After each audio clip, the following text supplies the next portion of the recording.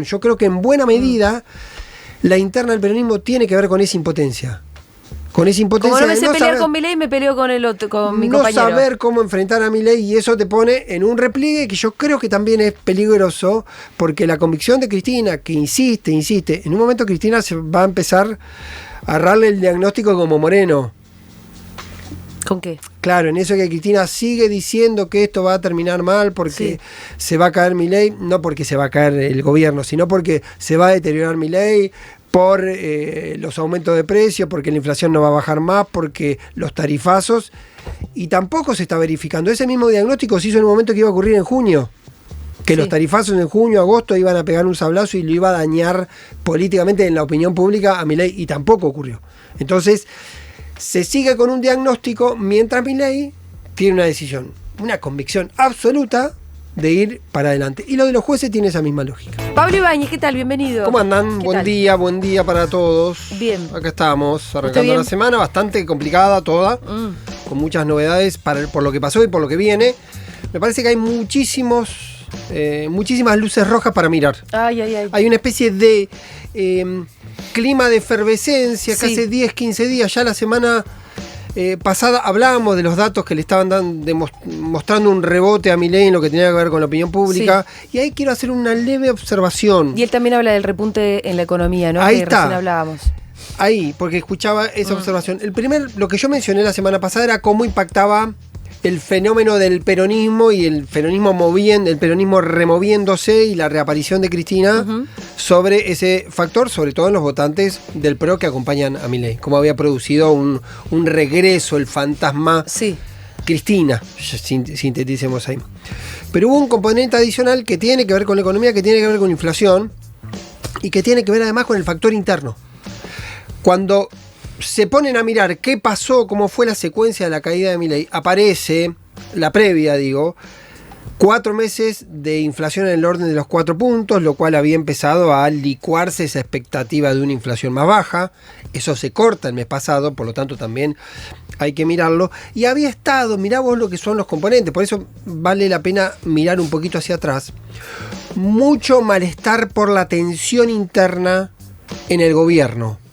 Era uno de los 3 o 4 elementos que ponían sobre la mesa a la hora de explicar la crisis de Milei, que se mostró con una caída en septiembre, de los cuales en general, si cayó en promedio 10 puntos, recuperó 6, 7, 8, depende de la encuesta. Pero se dio un fenómeno adicional que tiene que ver con lo que hablamos la semana pasada y tiene que ver con el peronismo. Ya las encuestas de 15 días atrás venían mostrando una tendencia que es interesante para lo que venimos hablando del peronismo. Hasta septiembre o hasta agosto por lo menos, cuando vos preguntabas quién era el principal referente opositor del peronismo, aparecía arriba Axel. ¿Qué demostraba eso? Que de alguna manera se había entendido, o sobre todo entre el votante del peronismo, se había entendido que Cristina estaba retirada, cediendo la centralidad del peronismo, y el que se beneficiaba de esa figura era Axel. Ahora, ¿qué pasa? Cuando Cristina reaparece, y sobre todo reaparece a partir de la discusión en torno al peronismo, vuelve a tener centralidad y recupera muy rápidamente la centralidad hasta hoy estar prácticamente duplicando en varias encuestas. Yo estaba viendo la de Fixer, estaba viendo también una de Opina Argentina. Tenés muchos datos que te están diciendo eso, cómo rápidamente Cristina vuelve a ponerse en la centralidad. ¿Duplicando a quién? Duplicando a Kicillof. Antes vos tenías en agosto a Kicillof arriba. Voy a decir números, voy a estar memorizando si me equivoco, perdónenme, en el orden de los 22 puntos, nunca llegó a un 35, pero 22 puntos, 25 puntos. En el país. Y Cristina estaba abajo en el orden de los 15. Lo que empieza a ocurrir, empieza a crecer Cristina se va a 30 y Kicillof se baja a 12, 13, 14. Lo duplica a Kicillof en lo que tiene que ver con la mirada de quién es el principal referente opositor. Bien. Que lo también cual cambia. Lo ubicaría un poquito a Kicillof, en la interna. Claro, lo cual lo mide. Pero ahí, capaz te apuras un poco, Axel, en disputar acá ¿no? Yo no sé si tiene que ver con la velocidad de la disputa o tiene que ver con que hay un corrimiento de votos, de los votos que antes entendían que si Cristina se corría, el heredero era Axel, Sí. y ahora con Cristina otra vez en la cancha, entienden que la figura muy rápidamente se vuelve a ordenar eso. Y también hay un matiz importante para entender cuando vos discriminás entre el voto de Unión por la Patria y el voto opositor. En el voto opositor les gusta ver a Cristina como la principal opositora. Les gusta ver o la ven. Digo, no quiero decir que sea una manifestación intencional, pero como cuando hablan del principal factor opositor, la ven con más preocupación a Cristina. Hacia adentro de Unión por la Patria, el votante de Unión por la Patria, eso se vuelve un poco más equilibrado, insisto, para verlo sobre algo que venimos charlando hace un mes. Si la tensión que primero era tercerizada y luego se personalizó entre Cristina y Axel, derrama sobre los adherentes, sobre los votantes de ese espacio y genera una tensión que sí se generó en la política, sobre todo los dirigentes, pero todavía no parece haber tenido un nivel de rechazo a Kicillof, porque por ejemplo cuando lo mirás a Kicillof no le subió la negativa que podría uno presumir que entre los kirchneristas empiecen a ver mal a Kicillof por esta tensión con Cristina. La gente quiere que Se se niega, arreglen. la gente se niega a mirarlo niega. mal a Kicillof. No lo Se quiere niega mirar. todavía.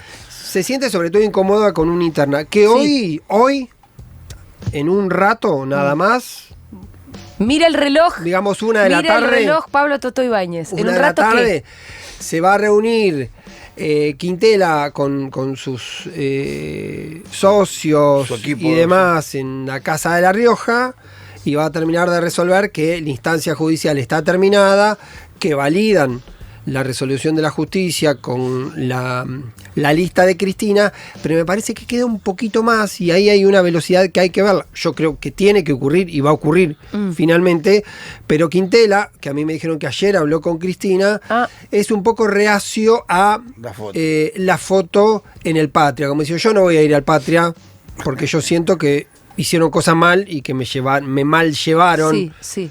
Sobre todo este proceso, no vas a tener mi foto en el Patria. Hay todo un coro. Pero sí que hablaron finalmente. Que tengo entendido que un contacto Bueno, ayer. júntense en la biela, loco, qué sé yo. Sí, o donde sea. O júntense sin foto. Sí. O júntense sin hablar. O también puede ser. ¿Qué pasa? Que Quintela Sí. Quintela tanto. se Quintela. enroscó Sí. y ahora quiere hacer el 17 de noviembre, que iba a ser la fecha de las elecciones, un acto en La Rioja lanzando una especie de corriente nacional quintelista. Me da la impresión, esto lo digo con muchísimo respeto de todos los dirigentes que me parece que ya se sobregiró. Ya está. Porque había un contexto que lo posicionaba y me parece que le comieron bastante la cabeza con eso de que él salía ganando sí o sí de esta aventura. Diciendo, anda con Cristina, subas, baje, vayas a Julia, vas a salir ganando siempre. ¿Y por qué iba a ganar? ¿Qué es lo que iba a ganar? Por la presunción de la instalación, la famosa idea de, bueno, me instalo ahí, me hago conocido. Bueno, es cierto que ahora todo el mundo sabe quién es Quintela. Sí, lo que pasa es que la famosa historia hay que ver cuánto de ese conocimiento arranca positivo o si ya arrancás como un tipo que genera ruido, porque Y los pasos que dio generan ruido, porque apenas presenta la lista y dice, vamos, tenemos que ir por Jalil, Jaldo y Pichetto y el gringo Chicaretti. sí, que Después, además, que incluso me voy a tomar un detalle con eso. Sí. Cuando vos mirás, si te pones a detener y te pones a ver los avales, sé que es un detalle menor, detalle tonto Bueno, que vemos igual nosotros. no le alcanzaron, así que no le tan alcanzaron menor los avales. Pero vas y en Córdoba tenía 900 avales. Es decir, no estuvo ni Yarlora ni Schiaretti jugando Para Quintela. porque si no, tenés 5.000. 5.000 lo tenés que tener en 2 días. Si el sistema del Está peronismo se El mueve a peronismo jugar. opositor Lo a mismo- Cristina le hubiese jugado a lo mismo Quintela. con O sea, no le Tucumán. jugaba a Quintela. No me acuerdo el número, parece que me estoy confundiendo, pero era un número muy bajo proporcionalmente para decir, che, si Jaldo está jugando, te pone ahí a jugar 10 tipos a armar y te arma 10.000 avales en un rato. Entonces, eso no ocurrió. Por lo tanto, ni le funcionó a Quintela la idea de decir, me están acompañando a mí, ni es tan verificable la idea del kirchnerismo decir, no, ves que es como una especie de quinta columna del peronismo que se junta con los mileístas para venir a romper al peronismo adentro. Se puede terminar esa situación. se puede efectivamente determinar, pero sigue abierto el capítulo bonaerense, y con el capítulo bonaerense sigue abierto algo muy particular que tiene que ver con la elección del año que viene. Y no es solo el calendario electoral del año que viene, sino simplemente que está la boleta única y el sistema político de la provincia de Buenos Aires tiene que resolver cómo se va a adaptar a esa realidad que supone la existencia de una boleta única. Y no hay muchas discusiones. Sí. El efecto de la interna es que en un momento el peronismo lo debería estar charlando gente de Axel, gente de Cristina, gente de Massa, los intendentes y demás, para ver, ¿qué hacemos con el tema boleta única? Y como está todo contaminado por la interna, no hay diálogo, está todo roto y hay un clima de tensión importante. No se están dando estas conversaciones, además te corre el deadline, porque antes de fin de año vos, si queremos hacer alguna modificación legislativa, tendría que ocurrir antes de fin de año. Claro. Te quedan 50 días, 60 días hacia adelante. Por lo tanto, tenés adicionalmente esa complicación. Variables que se están manejando es ver si se desdobla la elección, que parece muy difícil, porque para desdoblar la elección tendrías que desenganchar las dos primarias que están atadas en la fecha en la nacional y la provincial. O sea, necesitarías una reforma legislativa, y alguno dice, si va a una reforma legislativa, ¿por qué no vamos y directamente eliminamos la PASO? Claro. ¿Por qué no quedamos nosotros? Que es lo más probable. La gente de Kicillof me dice que no está en el menú eliminar la PASO, que no están contemplando ellos la eliminación de la PASO. En un momento parecían bastante cautos, como diciendo, no queremos bajar ninguna señal porque eso antes lo tenemos que negociar con los socios. O sea, había dos conceptos iniciales: no eliminar la PASO.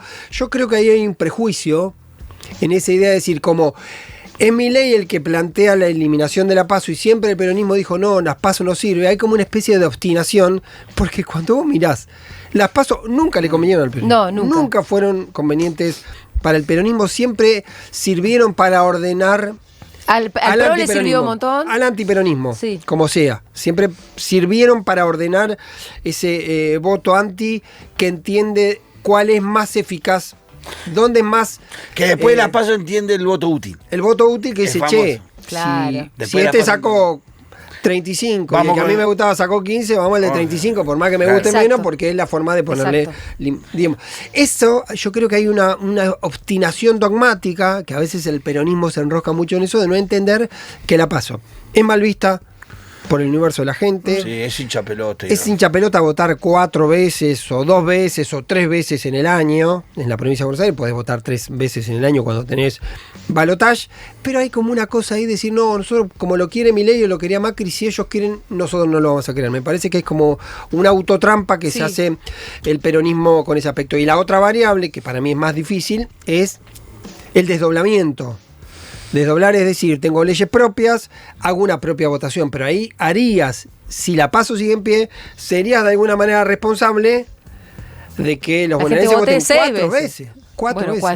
4 veces que también sería una locura. Un despropósito. Si eliminás la PASO y tenés fecha propia, podrías hacer que voten 3 veces, pero igual, digamos. Ese engranaje, esa disposición que no es menor, porque con la boleta única te modifican las condiciones, sobre todo lo que tiene que ver con el arrastre, se debería estar discutiendo en términos objetivos, y no parece haber, por la contaminación propia de la interna, una discusión. ¿Pasó algo en esa interna? ¿Algo más? ¿Algún diálogo? ¿Alguna cosa? No, todavía estaba todo muy enfocado en el fenómeno Quintela-Cristina. Lo que hay que seguir como heridas posteriores, que yo creo que se van a ir suturando, y dependerá bastante de cómo lo administra Cristina, que terminase en la foto final de que ninguno de los gobernadores haya estado acompañando abiertamente la boleta de Cristina, por distintos motivos, pero ni Gildo, porque incluso hay hubo una conversación entre Gildo y Mayans. Mayans forma parte de la boleta de Cristina, pero había una especie de, si vos lo querés hacer, hacelo, pero yo no me voy a involucrar, decía Gildo. Lo que pasa es que uno entiende que son dos personajes muy, pero muy vinculados entre ellos. Pero en este caso, los propios formoseños decían, José está acompañando ahí, pero Gildo, la decisión de él es mantenerse a distancia de este fenómeno. Es presidente del Consejo, Gildo. Es presidente del Consejo. Y no es un detalle menor. No, sé no que es es menor, muy, por eso. yo sé que es muy chiquito. Meterse ahí es un problema cuando sos el presidente del Consejo. Sí. Porque vos después tenés que conducir a todos en el Consejo. Sí, con Gildo creo ocurre que- algo más, sí.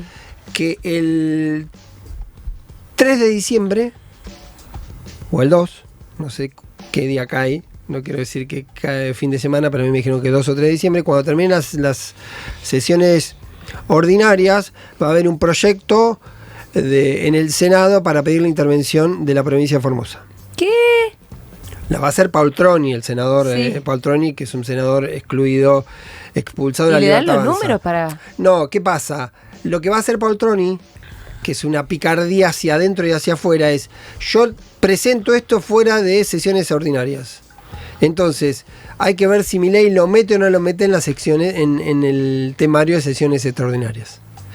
Las extraordinarias, que sí o sí se tienen que convocar para tratar algunos temas, solo se tratan los temas que el Ejecutivo manda. No puede disponer el Congreso qué se trata. Entonces Paul Troni le quiere hacer una especie de emboscada a Milei y le dice: yo pido la intervención de Formosa. Depende de vos si lo incorporás en el temario o no. De alguna manera lo aprieta y le dice: si no lo incorporás, parece que lo estás protegiendo a Gildo. Sí. Y como está toda la discusión con la Corte, también está mezclada ahí un poco esa variable. Algunos entendían que Gildo, yo tengo entendido, porque me lo dijeron hace algunos meses, que había habido un intento de diálogo entre Santiago Caputo y Gildo, ¿De qué?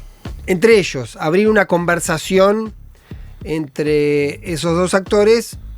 La verdad me quedó ahí, como que se había abierto la conversación. No sé si pudo avanzar más para entender que Gildo también es un actor de la política que... Es muy gildista también, ¿no? Que es gildista, que tiene necesidades particulares en la provincia, y porque pesa además la idea de que haya un fallo de la Corte sobre el tema de la reelección, más allá de que está la propuesta de la reforma constitucional. Tenemos un montón de temas, Toto. Dale. Decías, hoy hay elecciones en Estados Unidos. Sí. Son muy importantes. Mm. La gran pregunta es de qué modo impacta en Argentina el resultado, porque Sí, hay distintas versiones, ¿no? Sí, estuve el viernes un rato largo en Casa Rosada con esa idea, y mucho fervor, claramente ellos pensando en Trump. Más desde la cuestión cultural identitaria, te Y de diría. la cuestión política, porque la sensación que yo me llevo es que ven que un Trump como presidente de Estados Unidos valida un montón de comportamientos Claro. hacia los actores de la periferia. Entonces, si vos tenés un Trump que dice que el primer día de gobierno, si es presidente, va a ser una dictadura, que va a tomar una serie de medidas, dijo un solo día de dictadura le va a Sí. alcanzar para tomar una serie de medidas, puede aparecer un contexto como un cambio de configuración de la lógica política del mundo. Y Milei, con la relación que tiene con Trump, puede tener esa consecuencia. Lo que está un poco más difuso es si... Y los va a envalentonar de alguna manera. Por supuesto, también, ¿no? lo que aparece un poco más difuso es si el proteccionismo que propone Trump Sí. no puede terminar siendo económicamente perjudicial. Por eso, tenés, Para La experiencia tenés nos el dice que sí. aspecto. Sí. Porque cuando estuvo Macri, tenía una buena relación. Lo único que le puedo vender es 10 kilos de limones. Bueno, Me acuerdo. después Trump, Le dio los sin 45 Trump, sí, sí. en No el diría fondo 45 no salía. millones. Entonces, el gobierno está mirando el corto plazo, que si era un Trump presidente podría facilitar que el Fondo Monetario le dé una asistencia para ganar, para salir del encierro el primer semestre del año que viene, lo que tiene que ver con deudas. Habrá que ver si eso ocurre o no ocurre. Ahora, hay una concepción política, y yo creo que hay que mirarlo de ahí, de que Milei está mirando la dimensión política más que la dimensión, Económica. en todo caso, económica. Sí. Y se sienten claramente mucho más cómodos ahí. Y si no lo dijo hasta ahora abiertamente, institucionalmente, es simplemente por una cuestión de formalismo diplomático. No es muy formal. ¿Qué es lo que la le dijo? diplomacia- Es una injerencia. Bueno, pero no sale a decir abiertamente. Él dice que tiene coincidencia, que tiene cosas en común. Pero si lo fue a evita. visitar a Trump, Bueno, siendo presidente fue a Estados Unidos, cuando acordate- Biden era presidente lo visitó a Trump. Bueno, sí, claro, pero acordate Sí. que, hablando de Macri, Macri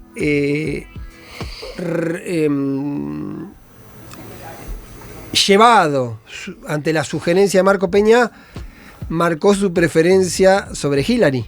Sí. En la elección que termina ganando Trump, que le llevó un costo recuperar esa relación, y después igual en el 2018 le sirvió para la asistencia del Fondo Monetario. Pero digo, hay que entender, si ganase Trump en este clima de efervescencia que vive el gobierno, cultural, de entender que se van a envalentonar. Diría en clave Milei, el mundo también la ve. Sí, claro. Y sí. Porque Estados Unidos va a terminar la segunda versión de Trump, que además promete ser mucho más intensa que la primera versión de Trump.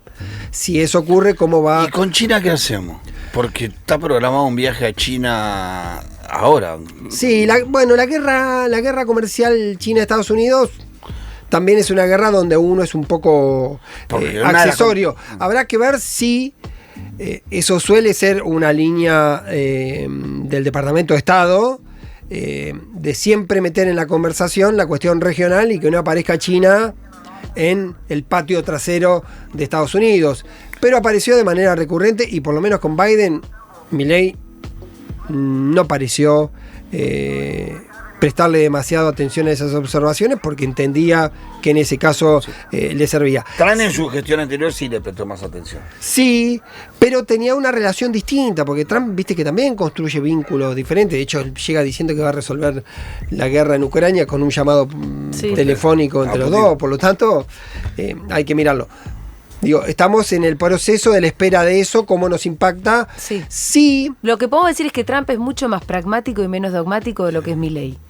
Digo, sí. Trump le chupa. Además, cuando son imperio, va a Corea del Norte, ¿viste? Trump aparte desinvirtió en la OTAN, me acuerdo. Sí, igual yo creo que Milei es dogmático, pero es un dogmatismo, aunque suene contradictorio, muy cruzado por lo que le conviene en el momento. Claro, ayer también lo decíamos, lo que está bien es lo que dice Milei. Por eso digo, es un dogmatismo hiperpragmático en ese sentido. Sí, que no hay, quiero decir, además no hay forma más autoritaria también de construir el poder, que lo que está bien es lo que dice Milei, porque mañana dice, no, pero China al final no estaba tan mal, porque nos prestan sin pedir nada. Nos pide poco. Ahora, pero por momentos, cuando le conviene, sí plantea lo dogmático por sobre cualquier cosa. El voto de Mondino con el que voló, bueno, es un planteo. Claro. Sí.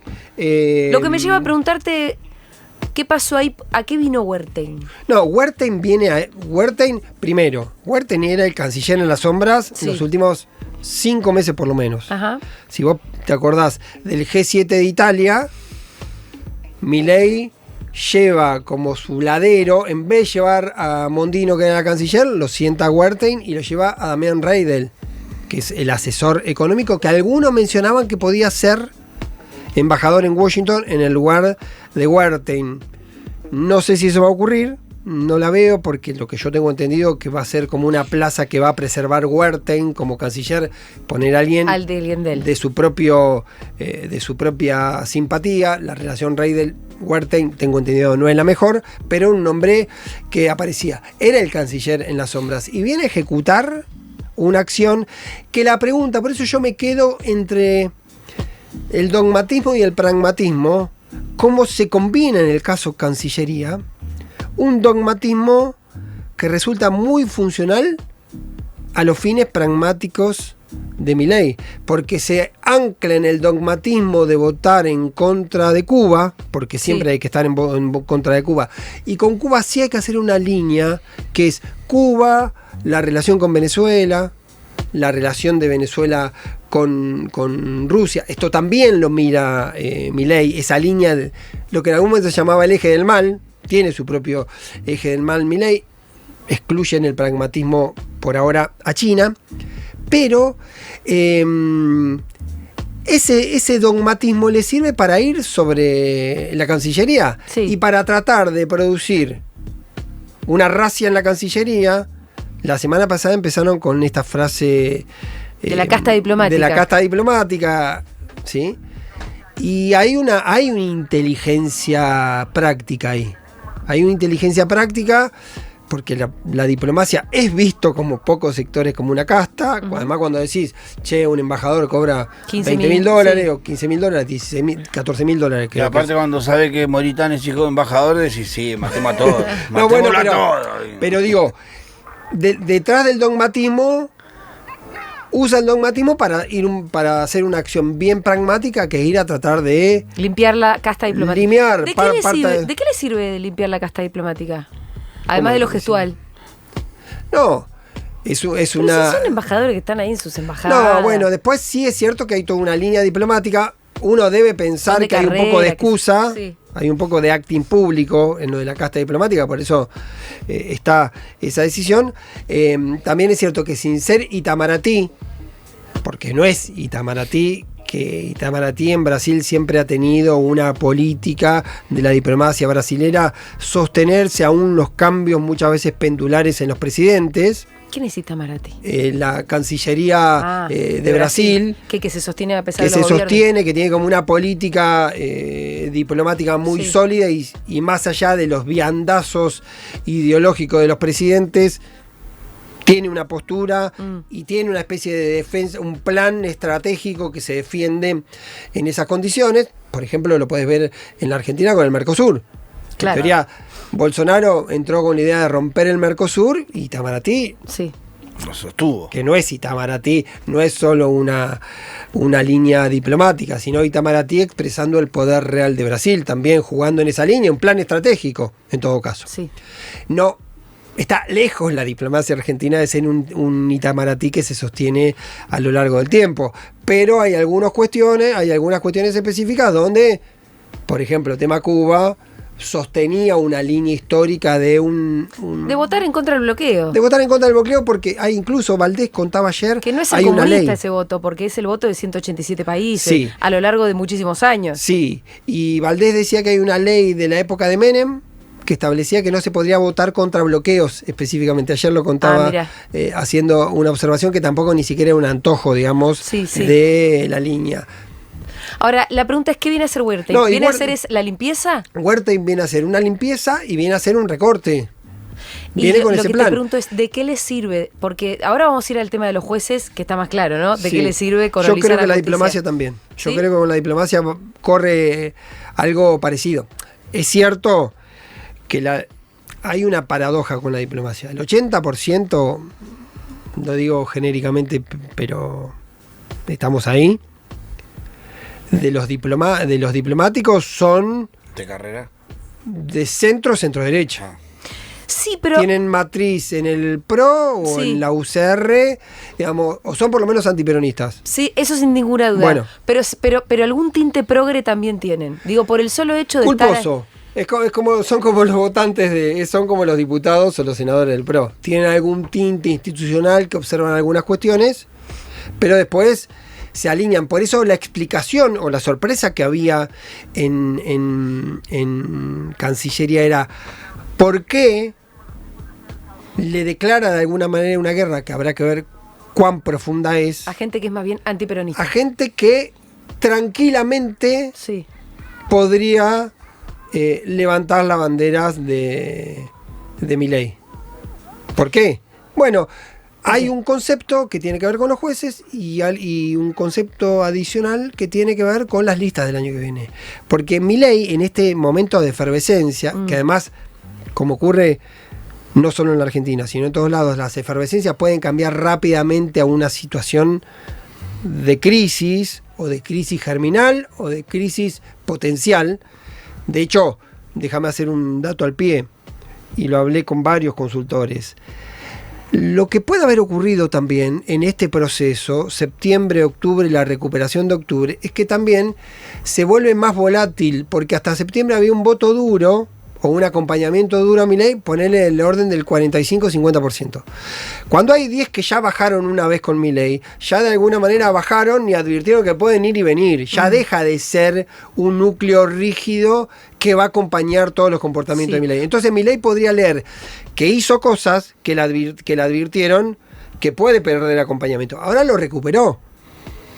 Pero también está latente la idea de que ya ese 10% en un momento se fue y se paró enfrente. ¿Lo recuperó todo? 7, 6, 7, 8, Ahora, depende. ¿Cómo se explica? ¿Por qué lo recuperó? Por lo que decíamos, volvió a bajar la inflación, el peronismo se convulsionó enfrente, instaló algunos climas específicos vinculados con la economía, que no es un dato menor, un dólar estable o bajando. Entonces, eso transmite una sensación de calma. Lo que pasa es que la mayoría de los consultores por lo menos pensaban que esa baja estaba vinculada al desfinanciamiento a las universidades, al recorte a los jubilados. Con eso lo cambió. Eso impactó. Bueno, lo que pasa que con el tiempo, por ejemplo... ahora me dejó de importar las universidades. Ahora, dice la opinión pública. La opinión pública. El otro día Fixer hace un estudio que pregunta veto universitario y había un 65% del rechazo al veto universitario. Sí. Auditoría universitaria, 75% de acompañamiento. Es decir, no parecen dos cosas. La misma persona que está en contra del veto puede estar a favor de la auditoría. Y la auditoría es un problema político para la explicación. Uh-huh. Vos tenés al peronismo que tuvo 15 años en la UBA tirándole piedras a Jacobiti, más allá de que algunos negociaron, y ahora tiene que defender a la UBA, cuyo principal vocero es Jacobiti. Hay una contradicción ahí en cuanto a los procedimientos de defensa y de administración de los portavoces y de los actores políticos que intervienen. Y yo creo que ahí hay un conflicto que terminó dándole resultado al gobierno, que además es muy eficaz con la instalación de Highlight. Te tira auditoría y la auditoría penetra. Y ahora te va a tirar casta diplomática y te va a decir $14.000 y te va a decir 30 millones a FIP. Y también va a funcionar. Porque eso, con la eficacia para la instalación de las conversaciones, le termina siendo muy... Sí. Porque hay que decir que todavía el círculo rojo, el establishment acompaña, porque si no, no podría hacer todas las cosas que hace. No, pero no solo que acompaña, sino que coincide plenamente con estas miradas. Sí. Porque además es lo que está sobre la mesa. Hay reformas que... Ponete enfrente. Yo estoy siempre enfrente, Totó. No, ponete. No hace falta que me lo digas. Ponete el otro lado del mostrador. Imagínate que AFIP lo hubiese modificado Cristina. Sí. ¿Qué pensás que hubieses hecho vos? No, pero que depende. Quiero decir, lo mismo. Hay propuestas que están en el menú de las reformas que quiere hacer Milei en Cancillería, que son muy similares a las que en su momento intentó y no pudo hacer el kirchnerismo. ¿Cómo cuál? No, por ejemplo, el desenganche de los salarios de los judiciales, o cuestiones más formales como las millas, pavadas, no digo pavadas, digo detalles que no son estructurales en cuanto al gasto. Bueno, tiene que ver con eso. Claramente, ahí puede haber objeciones con el veto, pero después aparecen medidas del orden que interpelan a actores que por lo menos, a eso voy yo, por lo menos la universidad puso un universo de gente a defender el sistema universitario. La reforma AFIP, no. Aún ya lo hablamos, lo que significaban los personajes que venían y demás, es como decir, elimino AFIP, después se lo convirtió en ARCA, pero digo, elimino AFIP era como eliminar la muerte. Era decir, firmo un decreto, elimino la muerte, es fantástico. ¿Quién quiere pagar impuestos? Bueno, y además, con ciertas particularidades que tenía la AFIP, de ser un lugar muy particular, me parece que lograba ese nivel de adhesión. Pero justicia. La cuestión específica del momento Milei es que... ¿Vos cuando hablas de momento de Milei hablas de esto, momento como de convicción, de efervescencia, de brote de macartismo, de ahora tenemos el DERPO? Es la oportunidad. Es ahora. Es cuando ves la oportunidad de jugar y de tener y de hacer lo que querías hacer. Ahí tratando de rascar algo de influencia, a ver qué le dan y no le terminan de dar nada. Bueno, con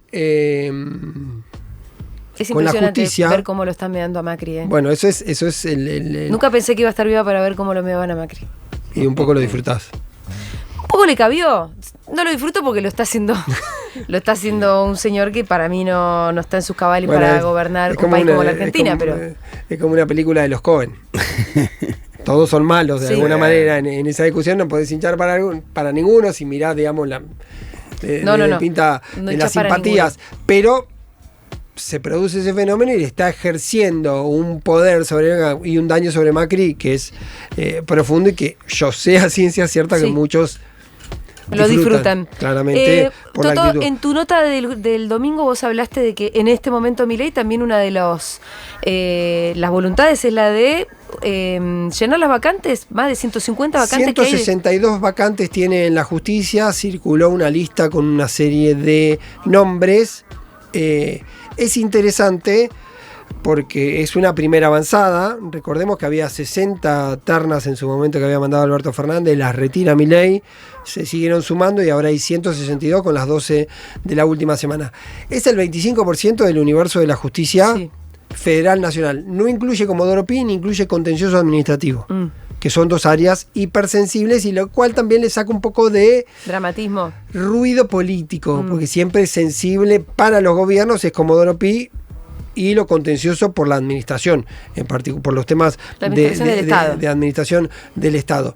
Pero está mostrando un interés específico por ir a avanzar en ese tema, que por otro lado debe ocurrir, porque en algún momento tenés que designar los jueces.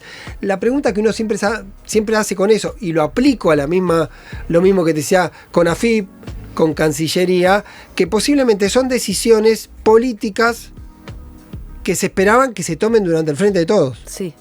u otros gobiernos, ¿sí? Y que por distintos motivos, por conflictos internos, por mala praxis, por falta de convicción, por lo que sea, no se hacían. Pero también, perdón, Hasta resiste. por palos en la rueda, porque la verdad es que el kirchnerismo quería mover un dedo y tenía todo en contra siempre. 4 años Tenías a tuviste, todos los medios mirá, operando en contra, 4 tenías a años, toda la oposición organizada en 4 contra. años tuviste a Rafecas Sí, con el pliego de Rafecas para la procuración. sí, trabado. ¿Pero eso Twitter. fue culpa del kirchnerismo o fue porque No. para poner a Rafecas necesitabas un consenso amplio, 2/3? Y el necesitas? consenso por momentos se logra. Se podría haber logrado, por ejemplo, el consenso en el momento particular de la explosión de la pandemia. Sí. Y Y por ahí- distintos motivos, porque sí, porque no lo presenté yo, porque lo debería haber presentado otro, porque no se Sí, charló, porque sí. no se acordó. Y Alberto Fernández, ¿no? Y la dilación, digamos, la regla central del gobierno, que era la dilación, y que pase, vemos en algún momento va a ocurrir. Digo también para entender con qué tipo de animal político estás conviviendo, porque por momentos tengo la sensación, y esto es una sensación de análisis, aunque sean contradictorios el análisis de la sensación, que la interna del peronismo es una interna que se explica porque tratan de pelear con algo que conocen. Porque muchas veces el peronismo se enfrenta a Milei y no sabe qué hacer Claro, con Milei. sí. Si lo atacás parece que lo fortaleces, Sí. si te replegás parece que lo fortaleces. Entonces es más racional porque conocés las reglas, conocés los métodos del funcionamiento de una pelea con alguien que es como vos. Y sí. Entonces me peleo con Axel o me peleo con Quintela porque estamos usando las mismas reglas, Sí. estamos jugando el mismo deporte. Con Milei, no. Y hay una confusión. Yo creo que en buena medida la interna del peronismo tiene que ver con esa impotencia. Con esa impotencia Como no me de sé no pelear saber- con Milei, me peleo con el otro, con mi no compañero. saber cómo enfrentar a Milei, y eso te pone en un repliegue que yo creo que también es peligroso, porque la convicción de Cristina, que insiste, en un momento Cristina se va a empezar a darle el diagnóstico como Moreno. ¿Con qué? Claro, en eso que Cristina sigue diciendo que esto va a terminar mal porque Sí. se va a caer Milei, no porque se va a caer el gobierno, sino porque se va a deteriorar Milei por los aumentos de precios, porque la inflación no va a bajar más, porque los tarifazos, y tampoco se está verificando. Ese mismo diagnóstico se hizo en el momento que iba a ocurrir en junio, que Sí. los tarifazos en junio, agosto iban a pegar un sablazo y lo iba a dañar políticamente en la opinión pública a Milei, y tampoco ocurrió. Entonces, se sigue con un diagnóstico mientras Milei tiene una decisión, una convicción absoluta de ir para adelante. Y lo de los jueces tiene esa misma lógica. Lo de los jueces, tenés el 25% de las vacantes. Sí. ¿Y tiene la fuerza para poder votar a los jueces o piensa sortear los mecanismos institucionales Hay un para poner procedimiento, jueces? hay un procedimiento interesante, porque lo que empezó a hacer fue negociar con los gobernadores que si hace un acuerdo con los gobernadores, con el PRO y con la UCR, puede prescindir del peronismo. Porque a diferencia de los jueces de la Corte, vos para las ternas necesitas mayoría, necesitas 38 votos. Para los jueces de la Corte necesitas 48 votos, tenés 2/3. Ahí es mucho más importante la cantidad de votos que le pueda aportar, que le tenga que aportar sí o sí el peronismo en lo que tiene que ver con Lijo y García Mansilla. Ahora, con lo otro forma parte de una avanzada. Están conversando con algunos gobernadores para ver si tienen ese número, y lo paradójico es que aparecen 2 o 3 cosas que hay para mirar. Yo sé que es muy... ¿Me lo puedes hacer rapidito, que Nico me está pidiendo? Es medio finito, pero por ahí hay que mirarlo. Uno es, hay 2 gestos que tienen que ver con una tensión con Lorenzetti y con Rosenkrantz. En Santa Fe, en una de las ternas aparecía Emilio Rosati, Que es hijo de Rosati. y lo dejan afuera. En Mendoza dije Lorenzetti y Rosenkrantz, no, digo, tensiones con Rosati y Rosenkrantz. En Mendoza había un candidato que es el secretario letrado de Rosenkrantz, también lo dejan afuera. Incardona, que es una fiscal de Lomas de Zamora, que en un momento investigó algunas cuestiones de Macri, sobre todo el macrismo con el tema de las investigaciones del espionaje y demás, la están ascendiendo según la lista que figura, pero también aparecen varios nominados vinculados con el kirchnerismo. Y eso vuelve a alimentar la tesis, a mí la semana pasada me la daban por caída, pero la tesis de que puede ser el primer paso para una negociación que involucre al procurador, la ampliación de la Corte y la designación finalmente de Lijo y García Mansilla. Sí. Lo que dicen en Casa Rosada es que no está la variable del DNU para Lijo y García Mansilla. Una de las posibilidades es meterlos por decreto. De meterlos por decreto.